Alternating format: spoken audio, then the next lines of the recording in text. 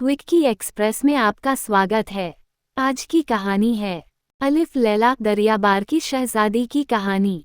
शहजादी ने जैनुस सनम और हेरन के 49 शहजादों को कहानी सुनाना शुरू किया। उसने बताया कि मैं काहिरा के पास के द्वीप दरियाबार के बादशाह की बेटी हूँ। मेरे अब्बा ने सालों दुआ की थी, जिसके बाद मैं पैदा हुई। मुझे उन्होंने राजनीति, घुड़सवारी और राज्य को चलाने के लिए जरूरी अन्य सभी कौशल की विद्या दी। उनकी इच्छा थी कि उनके बाद मैं ही दरियाबार के सभी कामकाज देखूं। शहजादी ने आगे कहा कि एक दिन मेरे अब्बा शिकार खेलने के लिए जंगल गए। जाते जाते वो घने जंगल में पहुंच गए। वहां जाकर उन्होंने एक बड़े शरीर वाले आदमी को देखा, जिसके पास एक महिला और छोटा बच्चा बैठे रो रहे थे। वो आदमी खूब सारा खाना खाने के बाद उस महिला पर विवाह करने का दबाव डालने लगा। वो लड़की नहीं मानी तो वो उस पर नाराज हुआ। मेरे पिता दूर से वो सब देख रहे थे। उन्होंने जैसे ही देखा कि वो आदमी उस लड़की पर हाथ उठाने वाला है, तो उन्होंने अपनी कमान से तीर छोड़ दिया, जो सीधे उस आदमी के सीने पर जाकर लगा। उसी वक्त राक्षस की मौत हो गई। मेरे पिता ने उस महिला से उसकी कहानी पूछी। उस लड़की ने बताया कि वो पास के ही सरासन कबीला के मुखिया की बेटी है और जिसे तुमने मारा है वो हमारे घर में ही काम किया करता था।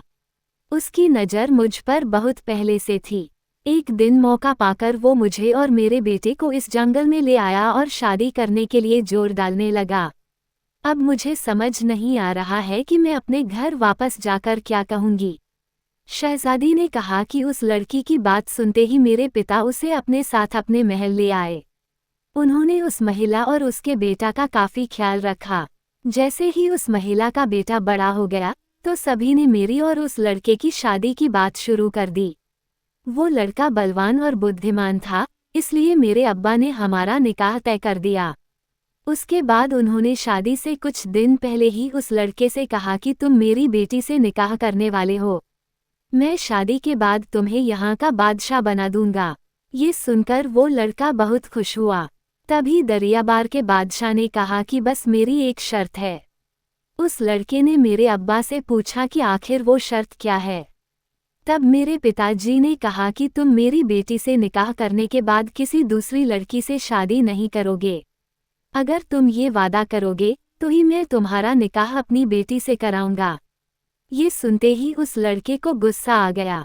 उसने कहा कि वो होने वाला बादशाह है और बादशाहों की कई पत्नियां होती हैं।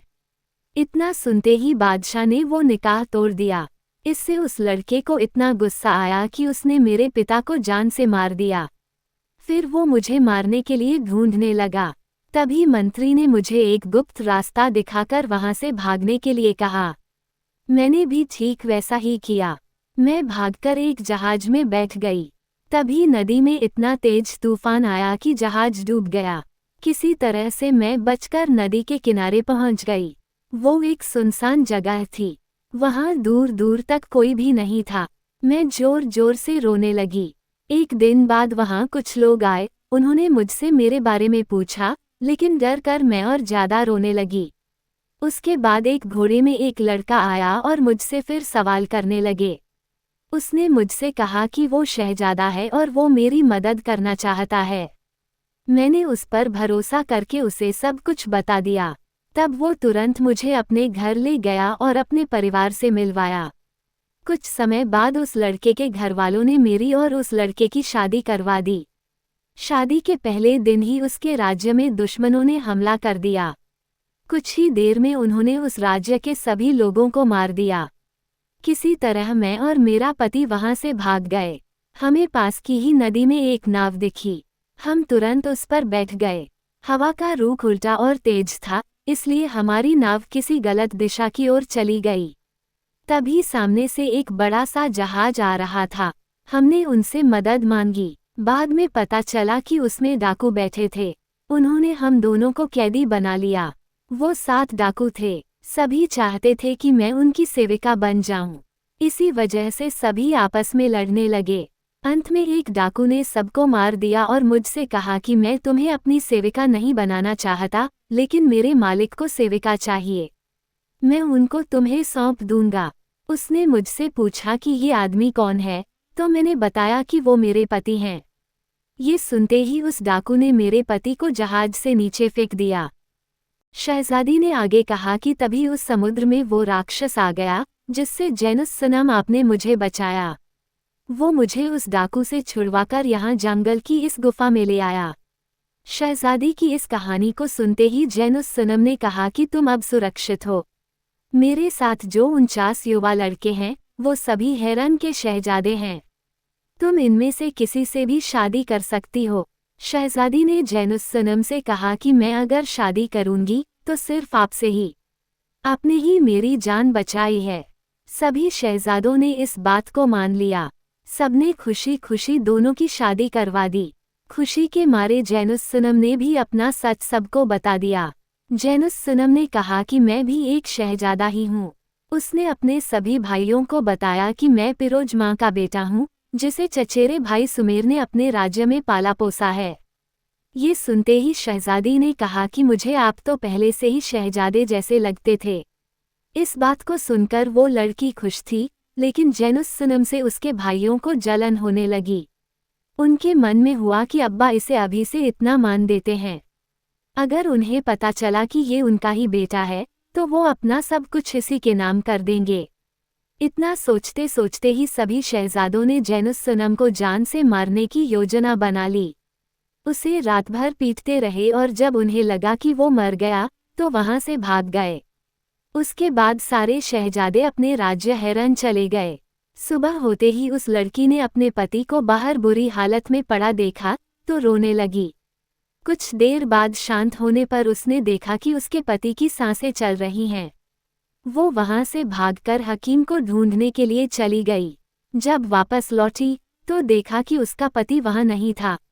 हकीम ने कहा कि हो सकता है कोई जंगली जानवर उसे उठाकर ले गया हो। इतना कहकर हकीम उस शहजादी को अपने साथ घर ले गया। कुछ दिनों बाद उस हकीम ने शहजादी से कहा, बेटा तुम अपने बारे में बताओ क्या हुआ था। उसने रोते हुए अपने पिता और पति की मृत्यु, राक्षस और अपने नए पति जैनुस सनम के बारे में सब कुछ बता दिया। वो हकीम जैनुस सनम और उसकी माँ को जानता था।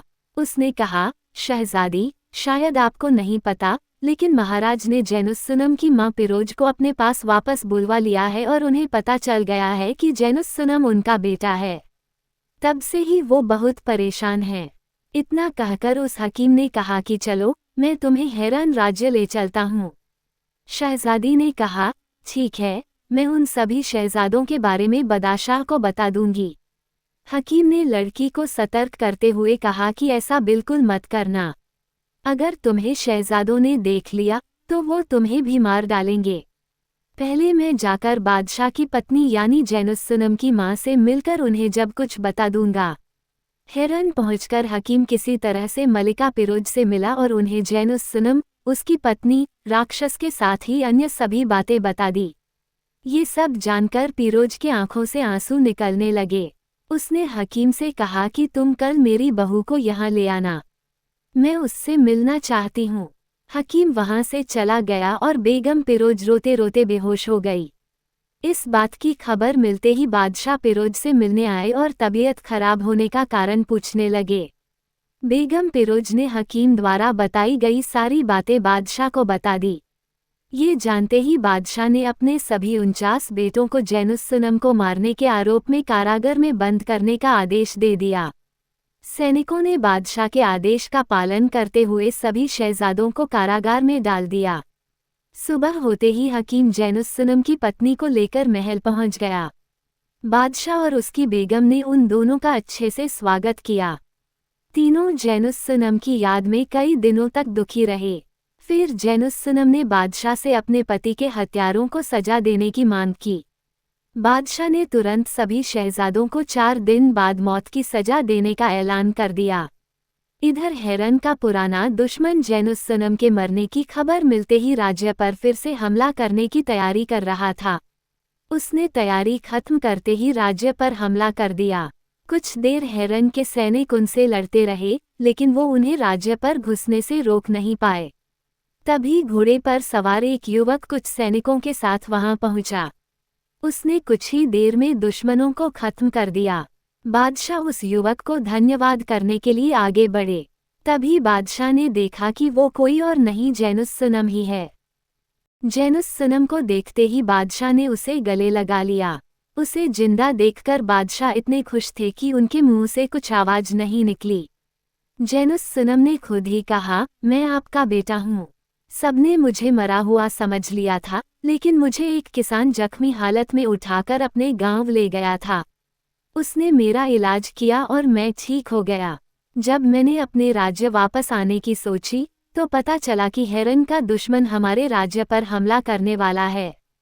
तब मैंने गांव के नौजवानों को लड़ाई करना का परीक्षण दिया और सबको अपने साथ यहाँ लेकर आ गया। ये सब सुनकर बादशाह ने उसे अपने महल जाकर माँ से मिलने को कहा। जैनुस सनम वहाँ जाकर माँ से मिला और वहाँ अपनी पत्नी को भी देखकर खुश हो गया। तभी बादशाह वहाँ पहुँचे और उन्होंने कहा कि जैनुस सनम, तुम बहुत साहसी हो।